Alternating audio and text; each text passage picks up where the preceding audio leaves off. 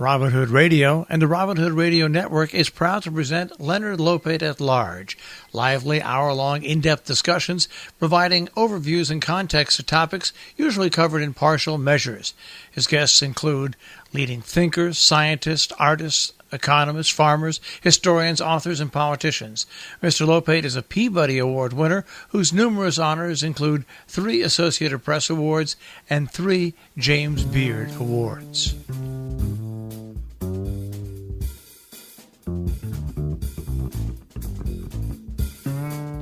Welcome to Leonard Lopate at Large. I'm Leonard Lopate.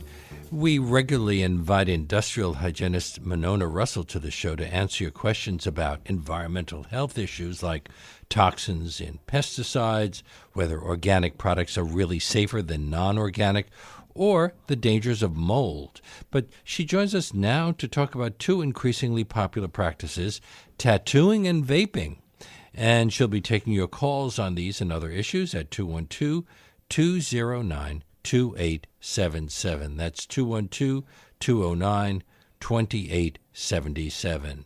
Monona is the founder and president of the organization Arts, Crafts, and Theater Safety Incorporated and author of Pick Your Poison, How Our Mad Dash to Chemical Utopia is Making Lab Rats of Us All. It's published by Wiley. She teaches an art safety course for artists, educators, and safety professionals. She's also recently returned to her roots as a performer. She is bringing her cabaret act back to Feinstein's 54 Below on April 25th. And I'm very pleased to welcome Monona Rossol back to our show. Hi. Well, thank you. The subtitle of your book seems particularly apt when we talk about vaping or e-cigarettes, since they haven't been around all that long. When did the first e-cigs come on the market? It was a Chinese pharmacist in 2003 invented them, and they very, very quickly got onto the market. Of course, as all products with no testing, whatever, in terms of safety, but certainly in terms of efficacy, they certainly make smoke, and they do what they say they're going to do. For those of our listeners who aren't vapors, can you explain what e-cigarettes are and how they work? And do they contain nicotine? Well, if you've ever seen smoke machines in the theater world, that's what you have in your mouth, a little tiny theatrical that's dry smoke ice. Machine. Oh, no, that's not usually. They are glycols or mineral oil mists. You're not breathing dry ice anymore. Once in a while, when you see the fog just lay on the stage, like in Phantom, that may have a dry ice component, but mostly you're inhaling chemicals.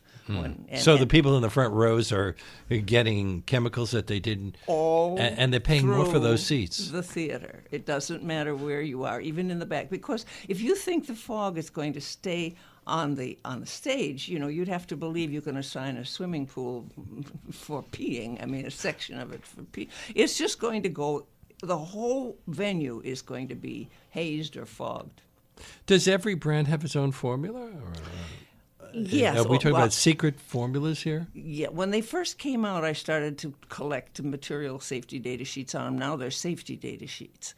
And I've looked at the formulas. And now there's a few that are trade secrets.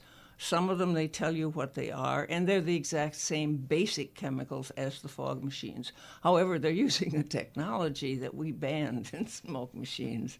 They use hot wires.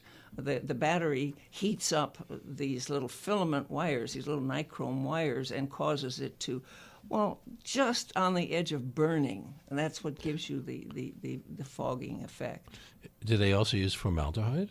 Well, they create formaldehyde because when the glycol or the mineral oil burns or degrades, it's going to create a lot of aldehydes. Not only formaldehyde, but acetaldehyde and acrolein and a number of other chemicals and all the other breakdown products. So you have gases being released, you have vapors being released, you have the mist, which you see, and you have particulate, all different sizes, including nanoparticles, and some of them of the metal in the nichrome wires. So when we talk about secondhand smoke from cigarettes, should we also be talking about secondhand smoke from e-cigarettes? Oh, absolutely. Yeah, absolutely. Yeah, no, it's much...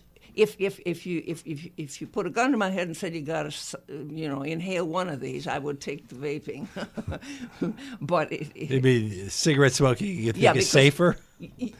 No, cigarette smoking is not because you're burning a leaf. And you're really burning it, so you get lots of combustion products. With this, you're getting less combustion products, but you're getting other chemicals.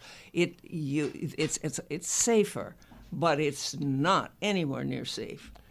You said there were no studies conducted on their safety before they were approved for sale in this country? There never has been on anything that has ever been released to the customer world, to the consumer world. It is as far back as you want to go in history. Nothing has ever been studied for long-term toxicity before it is released to the public. So when we have things like margarines that have dyes in them, should we assume that I don't want to pick on margarine. Okay, some food that has a. But you're talking FDA, and I was talking consumers.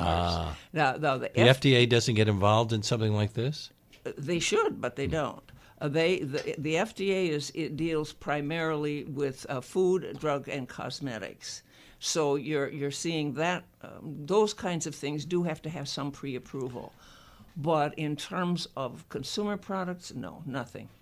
Do we know how many people are using are vaping these days? There's different studies saying different things.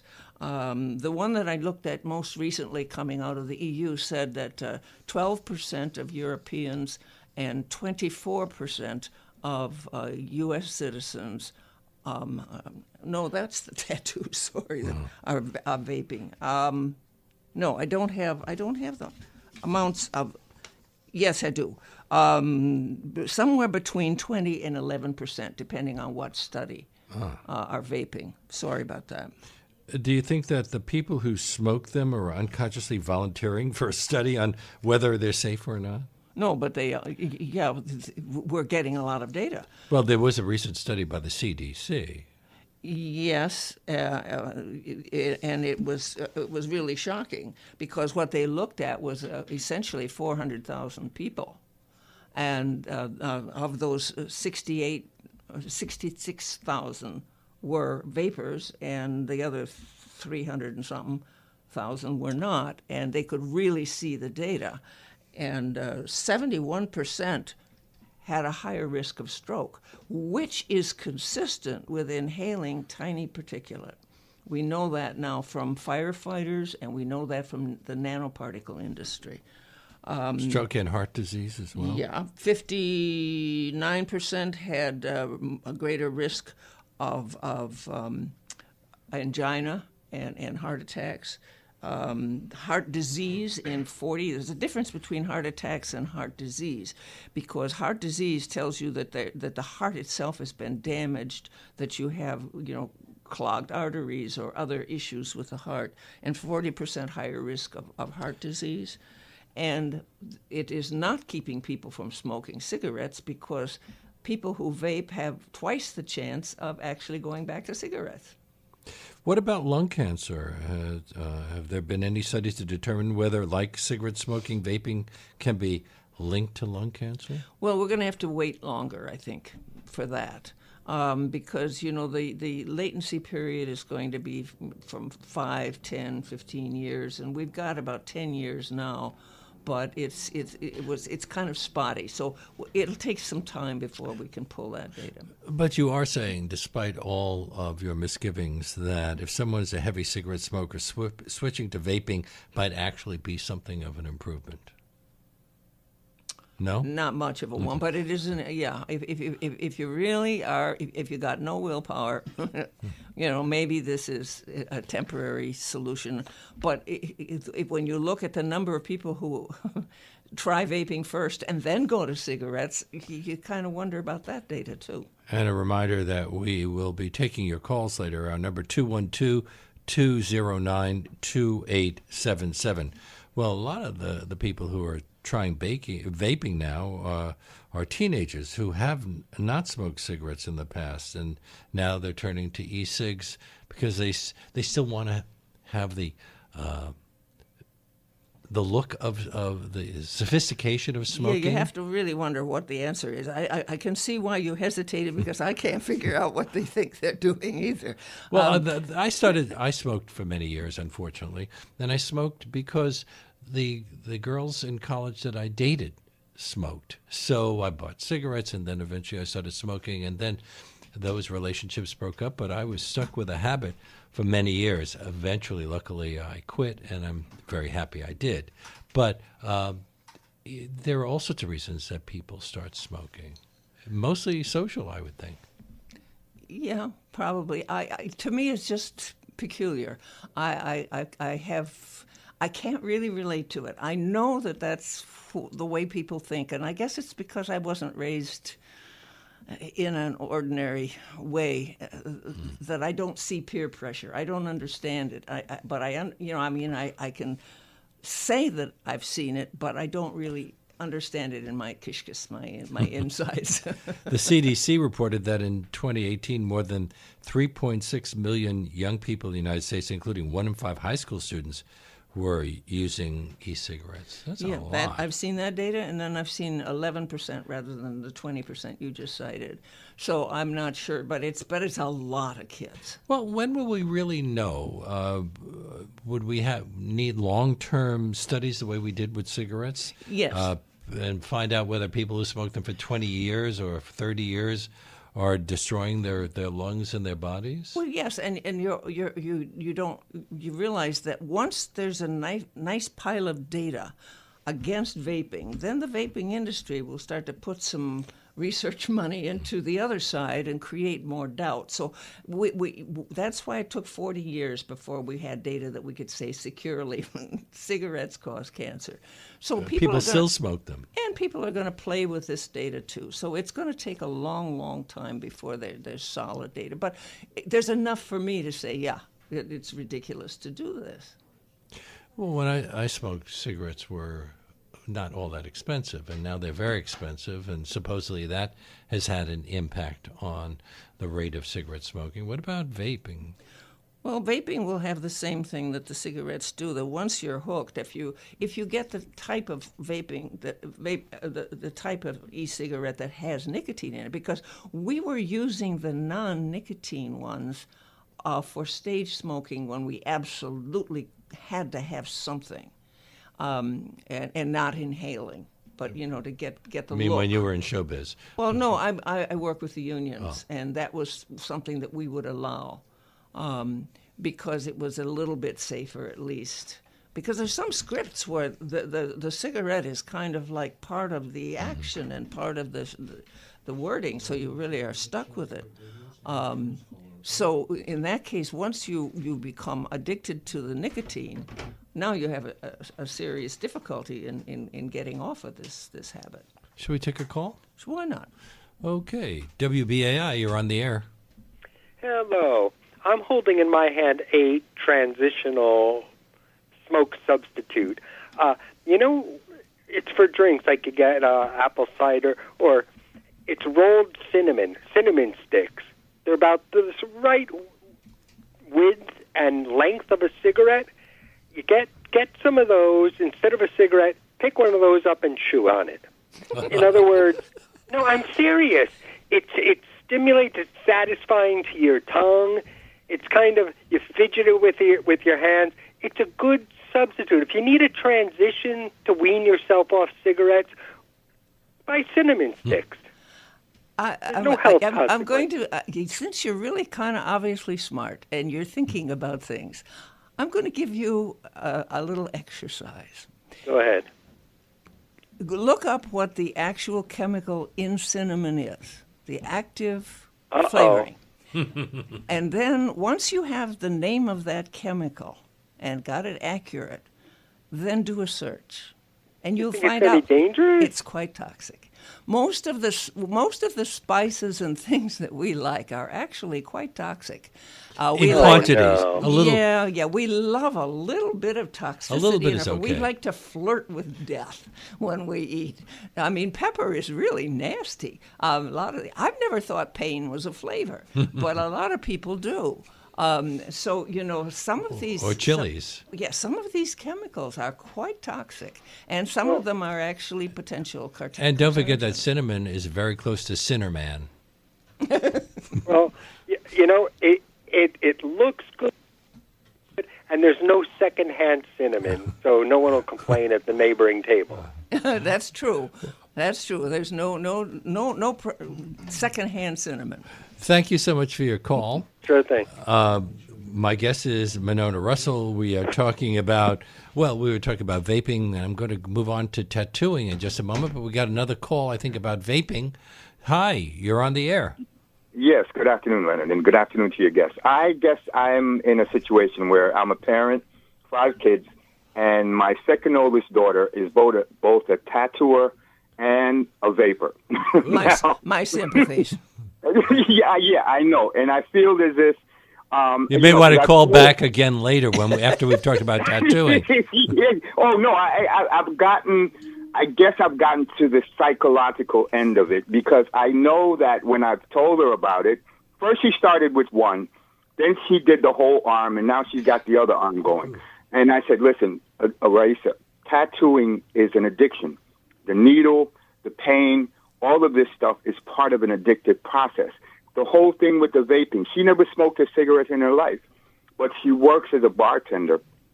And so that scene actually creates, because you can't smoke anymore in there, so it actually creates a kind of atmosphere where you have smoke but non-smoke. And I'm trying to get to her to tell her that this stuff is really unhealthy and it doesn't make a difference. And I think that actually when we fight against it, especially with young folks, it actually encourages that kind of behavior. Yeah. So I've just left it alone, and this is what I'm calling to say. It's almost like, you can put the information out there, but you really can't fight the horses out the barn. And I think just giving the information is good, but I really believe that the horse is out of the barn on this one. You're absolutely right. When I teach classes on toxicity and other things for having to do with occupational health, what I do on the tattoo area, since we're learning a lot about pigments and things, I say, if you don't have one, for heaven's sake, don't get one. But if you do, thank you for your service, because that data is getting compiled. I don't know what else to do. But you know what? Maybe that comment is just something, they're part of a study. Just non-judgmental, saying, hey, thank you for your data and your input in this. That might help. That's a good one. That's a real good one. I'm going to try that one with her. Lots of love. You might also have her listen to the podcast of the show. Yeah, I will. Okay. And the show is... Thank you for calling. The show is Leonard Lopate at Large on WBAI New York 99.5 FM. Monona, the oldest evidence of human tattoos is believed to be from around 3300 BC. IATSE, the Iceman, had it. Yes. So should we know a lot about the effects of tattoos on health? No, it just tells us that people were dumb all along from the very beginning of time. I mean, we're talking about 5,300 years. What about sticking something under your skin that is a good idea? I mean, if we were doing this to rats, PETA would be all over us. And yet we have millions of people putting pigments under their skin, and we're learning a great deal about these pigments. But it's a big, massive, uncontrolled experiment. For a long time, it was seen mainly among men and in certain social groups, sailors, prison inmates, gang members. When did it become a fashion trend for young people, male and female? Well, I knew the man who was doing the studies in Hawaii of the sailors way back in the 70s and 80s and 90s. And he's still around. He's retired, but he's at Mount Sinai now. He's still a dermatologist. But I've been following that data all along. And back then, I mean, we did see cancers arising on occasion within tattoos and so on. There were little clues, but the sample of people was very, very small. In around 2000, it became really, really popular. The last tattooed lady in a circus lost her job in 1990. So after that, we didn't see much of that attitude toward it. We began to see acceptance more and more. It wasn't an oddity. It was a unique thing to see a tattooed lady. There are a lot of tattooed ladies. In fact, didn't one study find that 40% of Americans have at least one tattoo? Yes, it looks like that. It's quite amazing. And again, this is an experiment you could never get out of, because if you try to laser them, all you're doing is breaking them down into smaller particles so they can migrate into the rest of your body. So erasing them is not really erasing them. It's simply putting them further into your body. Yeah. Do we know what most tattoo inks are made of? Well, the only people really, really looking at this is the people at the European Union. IATSE has sponsored a number of studies. They now know there's about 100 different colorants that are used in tattoos. None of them were, of course, ever originally thought of to stick under your damn skin. And none of them were approved for that. There's been, no special pigments just for tattoos. They've been using them from the paint industry and from other cosmetics industry. And remember, EPA approves no pigments, either by inhalation, which is a big problem for airbrush makeup, but certainly not for under the skin. I have to wonder what IATSE, the ink that IATSE used, because we've been, as I said, people have been tattooed for the last 5 or 6 millennia. Well, if you look at the early tattoos in the Polynesian islands and all, it was almost surely charcoal from burning it, and is carbon, isn't charcoal inert? Well, you're burning an organic material, which, as you know, that's what kills you in the cigarettes, is you're burning a leaf. And so when you burn wood or you burn anything else, you're getting the carbon, but you're also getting a whole bunch of carcinogens. And as a result, one of the big problems in carbon black pigments is the presence of aromatic cyclic hydrocarbons. So we just know, and now there's actual studies of skin where they can isolate the polycyclic aromatic hydrocarbons that have migrated around the tattoo into the skin. So it's almost impossible to get carbon that's so pure that it doesn't have any of these impurities from burning the carbon. We used to see tattoos that were mainly blue, black, and red, but lately multicolored tattoos have become popular, and they cover the full rainbow. Are these using new tattoo inks? The sailors did that too, way back. They were using things like cinnabar, which was mercuric sulfide. They were using cadmium. They were using cadmium is a poison. From your lips to God's ears. Well, artists, painters now are avoiding cadmium red because my favorite red, it was the best red out there. Yeah, it's a great but red. It was a good way to kill yourself. Yeah, we're still working on that. I mean, because we're now... Can you still buy cadmium reds? Oh, sure. Really? Oh, sure. You can buy arsenic pigments if you know where to get them. Wow. Yeah, on the internet. You betcha. Beautiful. Oh, my God. So they're not regulated by the FDC or other governmental agencies? All countries, including ours, exempt art materials from the consumer paint lead laws and cadmium laws. And that's because you need a pigment that is going to last for hundreds of years. And so if you want that, you're going to be using those kinds of metal-containing pigments. So before oil paints came along and changed painting, they were doing egg-based temper paints. Were tempers better, or is it really Same the pigments. pigment? Identical pigments. The only difference was they used egg as the binder instead of oil. They were using the same pigments. As soon as these pigments were invented, and they were the bad ones were invented very early on because they were very spectacular.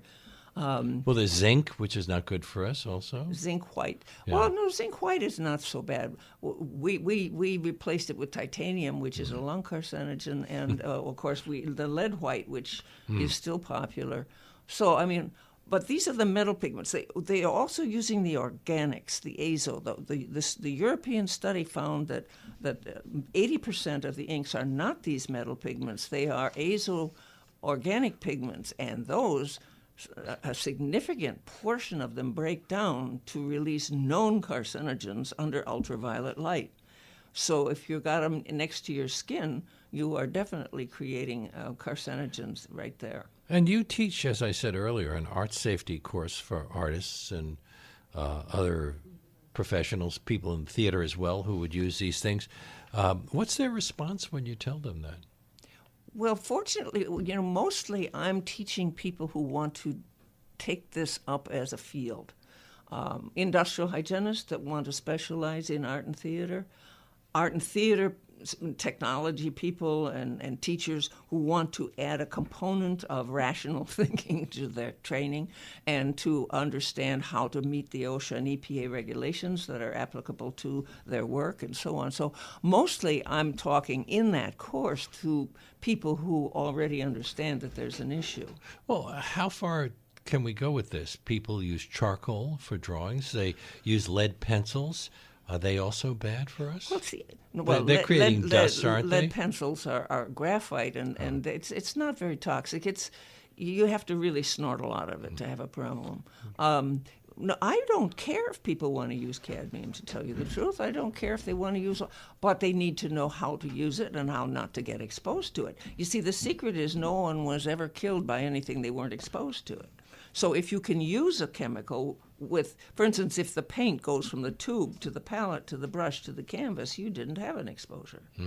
But if you put your finger in your mouth. But you put your finger, or you smear it with your hand, or you spill a little on the floor and you walk it around. Now you got cadmium all through your house in fine particle form. You have to be, and this is really frightening to artists, neat and clean if you're going to use these safely. Because the tattoo ink is basically injected into the skin, can tattoo inks be considered drugs? No, but they certainly can be considered, an administration of a toxic material. It's if you were doing this, you would do the same thing in subcutaneous form if you were testing a chemical on an animal. Are tattoo parlors monitored by the health department? For things like clean needles and infectious diseases and following sanitary procedures. But there is so they have to sterilize their needles. Yeah, they're supposed to do that, and there were a number of tattoo parlors associated with outbreaks of various diseases, especially in the early days. So you have to be very savvy if you're going to go to one of these places, in terms of infectious things too. You don't want a needle that's been used on somebody else being used on you. Sterilization is very difficult. They really should be throwing away the needles between people. But they obviously don't always. Well, you don't. The good ones do. My guest is Monona Rossol, whose book, Pick Your Poison, How Our Mad Dash to Chemical Utopia is Making Lab Rats of Us All. It's published by Wiley. And we are inviting your calls to 212-209-2877 if you'd like to speak to her about any of the things that we've been discussing or your concerns about other environmental issues. That's 212-209-2877.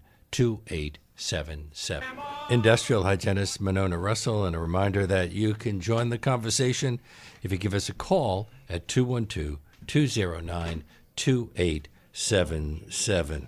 Monona, there's also something called permanent makeup. Is that a kind of tattoo or just something that's applied on top of the skin? No, it's exactly the same thing as a tattoo. They use a micro needle, a very small needle, They can sketch eyebrows on you. They can put permanent eyeliner on you. They can get your lips a nice color and give you a nice firm lip line. If you have thin lips, you now can have full lips. Well, no, that's when they put gel underneath and pump them up. But this would be color on the surface. And there is. And what about the gels? Well, you're not a fan of those either? Well, they will migrate in the body also, and we don't know exactly their final fate. But there is one good use for that particular type of tattooing, and that is if somebody's born with, say, a white spot that doesn't have any pigment in it, or there's a cosmetic problem that is a birth defect or something, they can blend things in and make it look better. Are they using the same kinds of inks that are used in tattoos? Oh, yes. Yeah. We want to take a call? Sure. Okay. WBAI, you're on the air. Speak to Monona Rossol. Hi. I love your show, Leonard. On any station, you're the best. Oh, thank you. Anyway. We love you as a listener, too. Thank you. I'm an actress, and I do a cable show on television, and I have to wear very thick cream base, several layers of it, then pat it down with baby powder, and I leave it on for like 12 hours. And I do this a lot, and I've been a proud smoker for 51 years now. And I was wondering... Wait, let me stop you for a second. A proud smoker for 51 years. Now, when you started hearing that smoking was linked to cancer, it didn't stop you at all? Didn't make you... I can top that. My father died of lung cancer. No, because I feel something's going to get you, and a lot of the pollution in the air is probably doing more. So many people who have never smoked get lung cancer. So you can't really say, well, smoking did it, when, we're awash in chemicals and bad air and God knows what else. Well, actually, you can. Because just imagine if the pollution in the air was as thick as the smoke that you're breathing out of your mouth. If it was, we would be in really big trouble. We wouldn't even be able to see across the street. Well, we'd be in London 100 years ago. Yeah, so it's about dose. The dose makes the poison. So if you're breathing the cigarette smoke in, you're getting this huge, massive dose of pollution, and you're setting it up for yourself. But meanwhile, she's calling about the makeup. Is that an issue? The makeup, yes. That's what worries me, and there's no way around it, High-definition television. I was wearing makeup when I was 3 years old. I was 7. I had a union card. I was AGVA by age 3, so I've been a performer all my life. And I never would go out on the street with my bare face hanging out. I don't either. It doesn't have anything to do with longevity, and I am a very old broad. So I a lot older than you, I'm assured. The makeup is not my worry. My worry is what you're snorting. Okay, thank you so much, and you're the best, Leonard. I'm always a Leonard fan. Thank you so much. I hope we're a bit addictive at times. Is that bad for your health? Why not? Let's take another call. Hi, BAI, you're on the air. Yes, hello? Yes. Your guest mentioned combustion byproducts from burning organic materials. I don't know if you can answer this question, but I'm wondering if that business of those byproducts being carcinogenic would apply to something like frankincense. Absolutely. There's a study of Polish churches where they used the incense sensors and the numbers of carcinogens in the air. So that's actually been studied. It doesn't matter what you burn, whether you burn coal, wood, oil, cigarettes, or any other leaf you might take it into your head to burn. It will all cause cancer because that's what happens when you burn an organic material. It's with incense, it's with candles. Anytime you're burning anything in the house, you're not doing your air quality any good. Candles? Candles, yes, I know. There's lots of studies of candles. Really interesting ones. Some of them government done well because wax, when it burns, gives off the same kinds of stuff. It's a long organic molecule. Does the EPA, has the EPA been told this? The EPA did some of the studies, yes, they do know. Go ahead. Does it make a difference if you are burning the frankincense in charcoal or if you use an electric burner that just basically melts it and releases the scent into the air? Macht's nichts. Doesn't matter. As soon as you're burning, I don't care how you burn it. The only way that you get less pollution is if you were in a 3,000-degree muffle furnace with forced oxygen, because in that case, you would create mostly the carbon products and the nitrogen products and so on, and you wouldn't be getting all the carcinogens. But as soon as it's any kind of ordinary burning, you're getting all of that. Oh, wow. Okay, thank you for answering my question. Yeah, thank you, I think. And now you're scaring me because I like to barbecue. Well, yes, and there's been plenty of studies of the stuff that's on the nice char on the meat. It's those are carcinogens. Yep. And when you're standing over a barbecue with all that charcoal and breathing in that air, you're causing yourself some serious lung damage. There's studies of Chinese women who cook over charcoal fires and their rates of lung cancer. So yes, it's a well-known thing. And here again, I do some things that aren't so hot too. I mean, because sometimes you say to yourself, that risk is worth it for me because I really enjoy that or whatever. Mm-hmm. So, you have to go through life. But don't kid yourself. If it's burning and it's organic, you're creating cancer-causing substances. What about when you're just cooking in the house and the smoke alarm goes off? Yep, absolutely. Oh, boy. Our number here is 212-209-2877. Hi, you're on the air.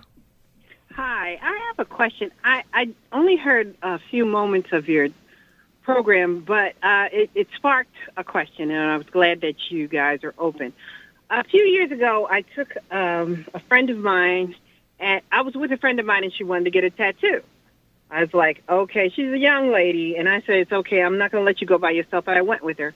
But the next day, she got really sick, and I wanted to know, was that an issue? Because a long time ago, before tattoos were even popular, a friend of mine I went with her, and she got a tattoo, and now she called me.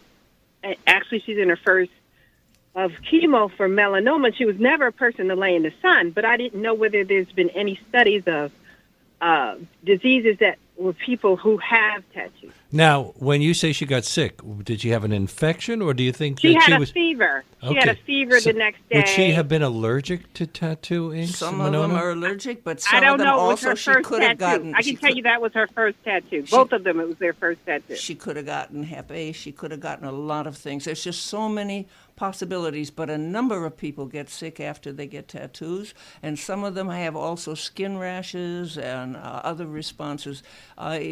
People don't want to talk about it, but a significant number of people do have reactions right after getting a tattoo.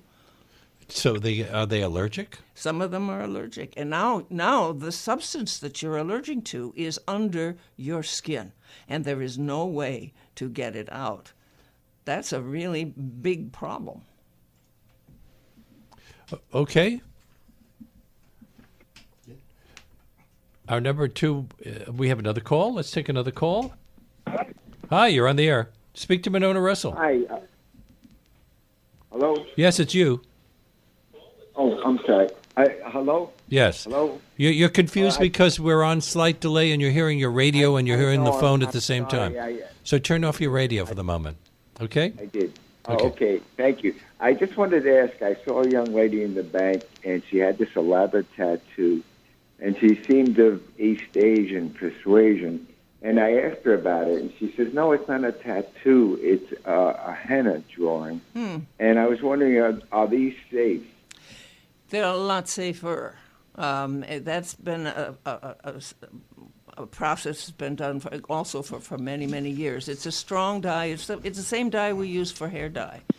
And they will do it on their skin, and it will stain that skin for quite a while, but it will grow off, and it will be gone. And the hair dyes are okay?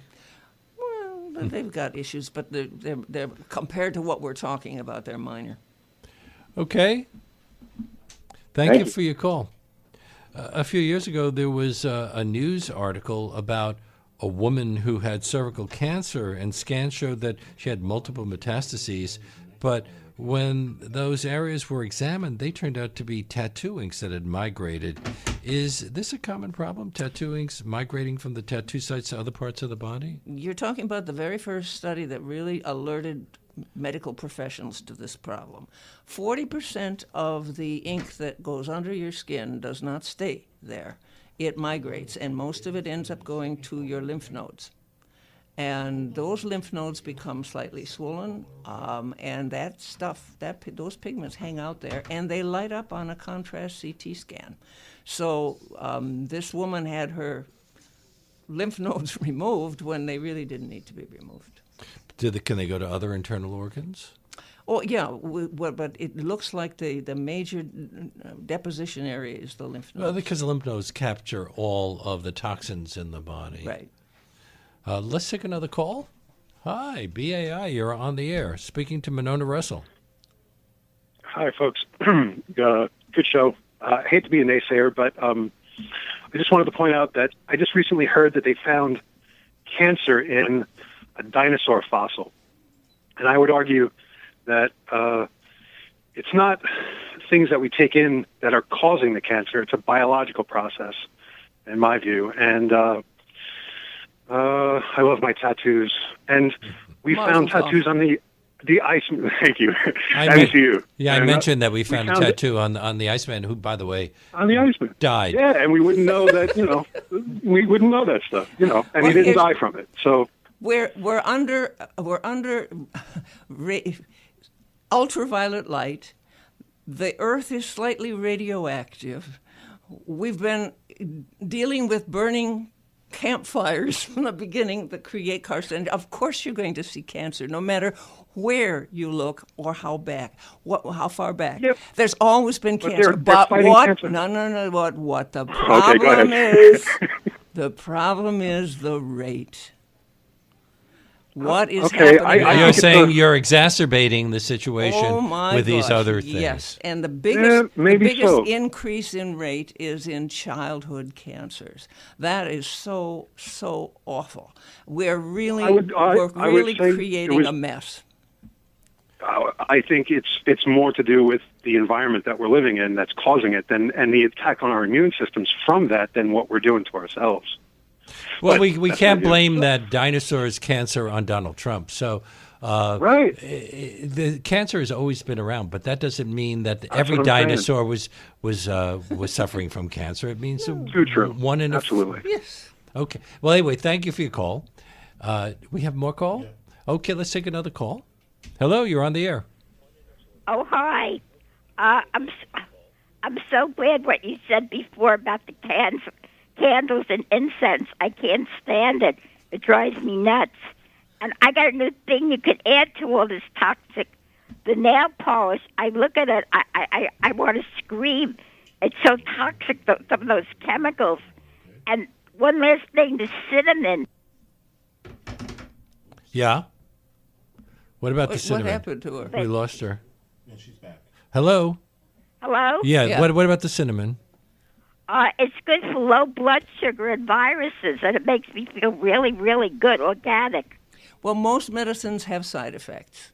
So if you look up what it is, you will see that that it is not without side effects.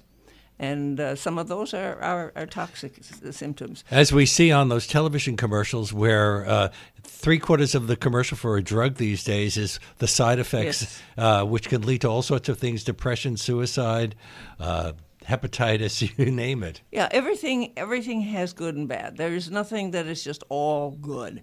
So, Well, thank you for your call. You mentioned the European Union. Hasn't it moved to restrict the sale of some of the tattoo inks? they're working on it. They haven't really done it yet.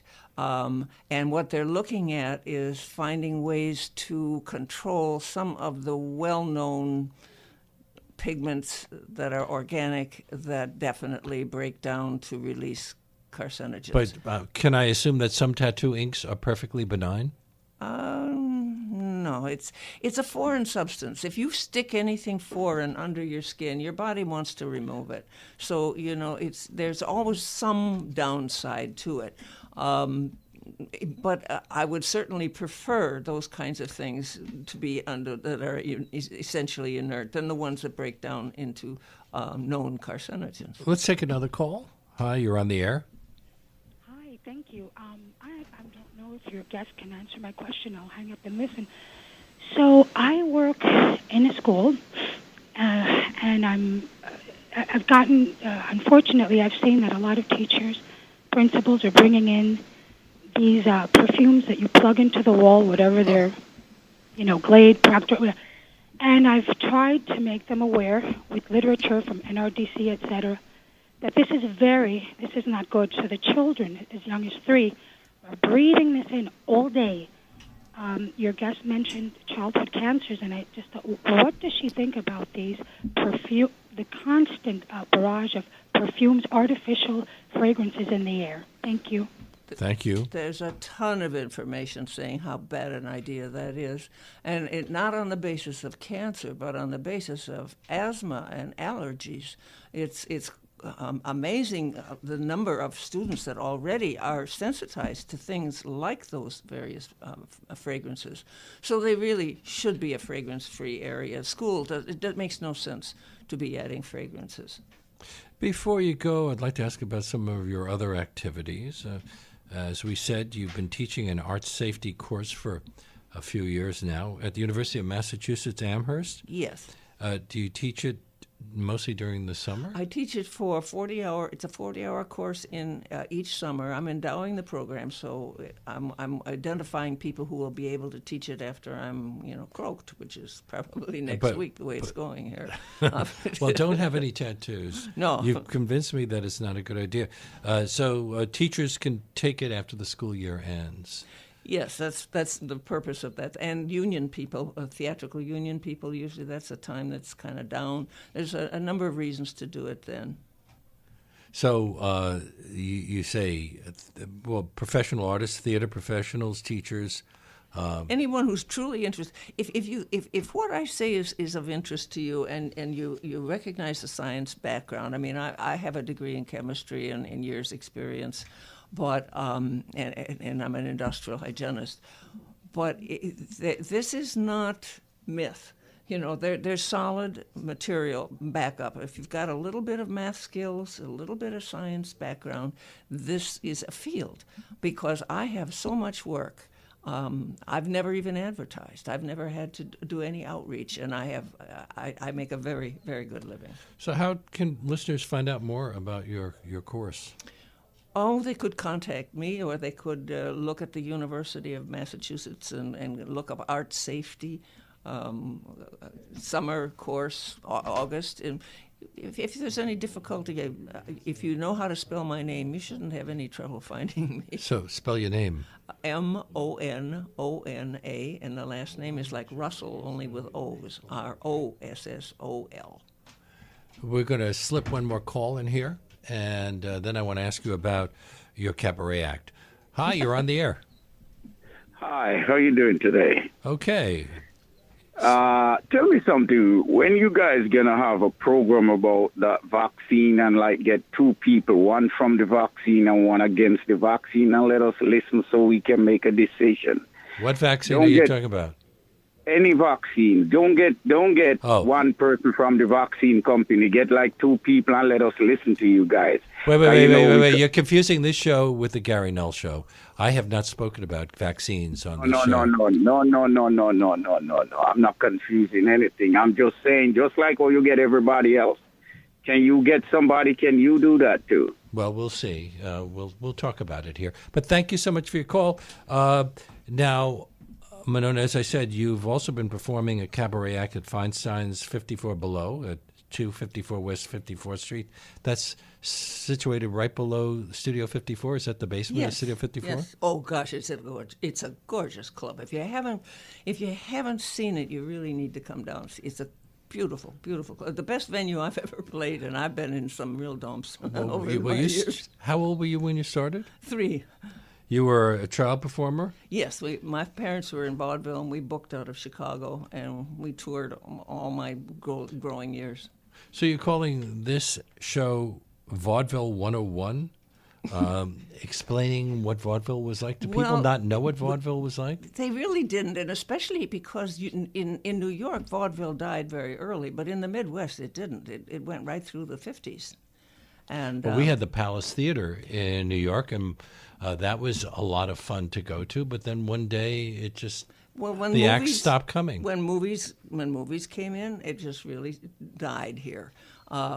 But there were acts booking all through the 40s and 50s, all through the country. And what kind of act did you and your parents do? My father was a rather well-known vaudeville magician, an escape artist, won the Houdini Trophy 3 times in a row, wrote books. It was a very interesting life. And then you disappeared? Is that what happened? Oh, I've disappeared. I've floated. I've been sawed in half. But you didn't do any song and dance. That's what I did. That was my spot. I sang. I was an acrobat. I did.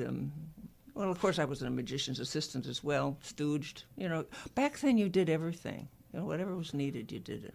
And is the act a kind of combination of entertainment and telling people about what happened in the past? Kind of educative? Because it's Feinstein's and they have the long tradition of the American Songbook, what I've taken is some of the most famous composers that are represented in the American Songbook and sung some things from their earlier days, things that didn't quite make it into the American Songbook. And I set them up so that people can understand what they were. And some of them are hysterically funny. And we just have a really good time. You told me before we went on the other, Yip Harburg is one of your particular favorites. He was such actually a great friend. Lyricist. Yeah, we actually hung out a little bit together, and he was a wonderful, wonderful lyricist. And I do one number of lyrics that were never published that he wrote. They were never published? They were never published. They were considered too risque at the time. But one of the songs that he published with Harold Arlen has words that he described as a concession to public taste. But he gave me the real lyrics, and I sing them. And you can't say them on the air even now? Well, yes, you could, but that would kill my act. I don't want to give anything away. Your next performance will be on April 25th. At 7 o'clock. And are tickets always available? Yeah, you can go on the site or, just look at the schedule and scroll down to April 25th, and you should see the whole bill for that day, and I'm at the 7 o'clock slot. So the obvious question is, how did you go from being a kid in vaudeville, and I don't know how long you were in it, to becoming an industrial hygienist? Lots of schooling. But initially, I imagine if you were traveling from city to city, school was a problem. Well, we were in and out of school, and I didn't really take school seriously until I left home at 17 and forged my parents' signature on an application for the University of Wisconsin. And then I went through pre-med, and I got a degree in chemistry and a Master of Science and a Master of Fine Arts, minored in music, still made money, still was booking. Mm-hmm. I mean, I finished with 3 degrees and enough money to write a check for the farm I bought. And here you are now on Leonard Lopate at Large. Oh, that's the big thrill of my life. Thank you, as always, for being on our show. We'll see you in about a month and a half, maybe 2 months from now. If I'm still here, I'm yours. I think you'll still be here. And that brings us to the end of today's show. My great thanks to Monona Rossol, to Barbara Kahn, who produced today's segment, to Charlie Morrow, who composed our theme music, to Reggie Johnson, who was at the audio controls, and to my executive producer, Jesse Lent. Leonard Lopate at Large comes to you on Saturdays at 4 and Tuesdays at noon. You can subscribe to Leonard Lopate at Large podcast on iTunes and by clicking on Robin Hood Radio's archive program site, which is robinhoodradio.com. You can also check out Leonard Lopate at Large Facebook page. We hope to see you next week.